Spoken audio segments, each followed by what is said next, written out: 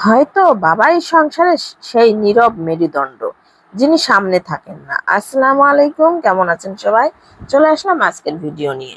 আজকের লেখাটা কে লিখেছে আমার জানা নেই, তবে লেখাটা খুবই ভালো লাগছে, যেটা আমি ভিডিওতে শেয়ার করছি। মা আমাদের শরীরের গঠন করেন, আর বাবা আমাদের জীবনটা গঠন করেন। মায়ের গর্ভে 9 মাস ছিলাম, কিন্তু বাবার কাঁধে চেপেছিলাম 25 বছর। তবুও কেন যেন বাবা সব সময় আড়ালেই থাকেন। মা প্রতিদিন রান্নাঘরে বিনা বেতনে কাজ করেন, আর বাবা তার মাসের শেষ পয়সাটিও সংসারে ঢেলে দেন। দুজনেই সমানভাবে ভালোবাসেন, তবুও মা যেন ভালোবাসার মঞ্চে এক ধাপ এগিয়ে, আর বাবা কেমন যেন নীরবে দাঁড়িয়ে থাকা একটা প্রেক্ষাপট। মা নিজের হাতে আমাদের প্রিয় খাবারটি বানিয়ে খাওয়ান, বাবা চুপচাপ দোকান ঘুরে সেই জিনিসটা আমাদের এনে দেন। মায়ের ভালোবাসা চোখে পড়ে, বাবার ভালোবাসা হয়তো মাটির নিচের শিকড়ের মতো, যা না দেখলে বোঝা যায় না, কিন্তু দাঁড়িয়ে থাকাটাই তার অবদান। ফোনে কথা বলার সময় আগে মায়ের খোঁজ নেই, দুঃখ পেলে মায়ের কাঁধে মাথা রাখি। বাবা তখন দরজার বাইরে দাঁড়িয়ে থাকেন, তবু চোখে থাকেন, মনে হয় কিছু বলতে চান, কিন্তু বলেন না, যেন বলার অধিকারটাও কেমন হারিয়ে ফেলেছেন। বাচ্চাদের আলমারি রঙিন জামায় ভর্তি, মায়ের শাড়ির আলমারিও বেশ সমৃদ্ধ, কিন্তু বাবার আছে মাত্র কয়েকটা জামা। নিজের প্রয়োজন মেটাতে ভাবেন নাও কখনো, তবুও মুখে কোনো অভিযোগ নেই। মায়ের গয়নার বাক্স ভর্তি সোনা রূপা, আর বাবার আঙ্গুলে সেই একটাই আংটি, যেটা তিনি বিয়ের সময় পরেছিলেন। তবুও মায়ের গয়নাতে ঘাটতি থাকলে সে বলতেই পারেন, কিন্তু বাবার নেই কোনো চাহিদা।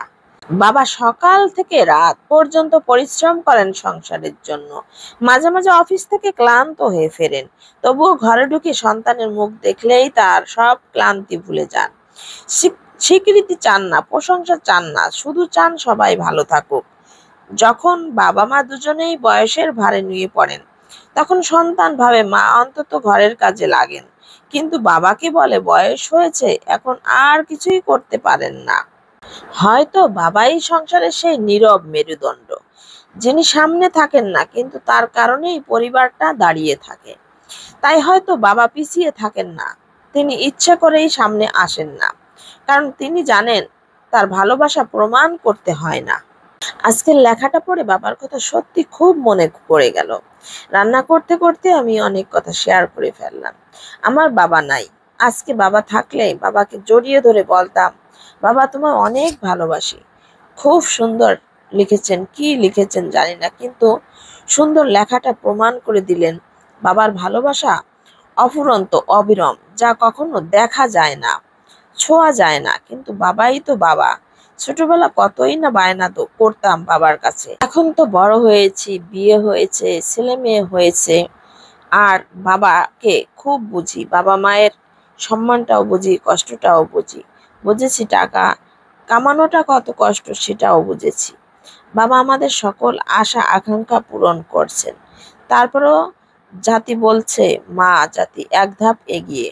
আমিও ভালোবাসি আমার মা বাবাকে, তবে আমি আমার কাছ থেকে সবচেয়ে বেশি ভালোবাসি আমার বাবা মাকে। রাতের ঘুম হারাম করে যিনি ব্যস্ত হয়ে পড়েন, পরের দিন কিভাবে সন্তানদের বায়নাগুলো পূরণ করে, স্কুলে ভর্তির ফিস, সন্তানের বিভিন্ন দাবি, ঈদের নতুন জামা কাপড়, তার সব বহন করতে হয় বাবাকে। বাবা ধনী হলেও, গরিব হলেও, টাকা থাকলেও, টাকা না থাকলেও, বাবা শুধু বাবাই। ধন্যবাদ।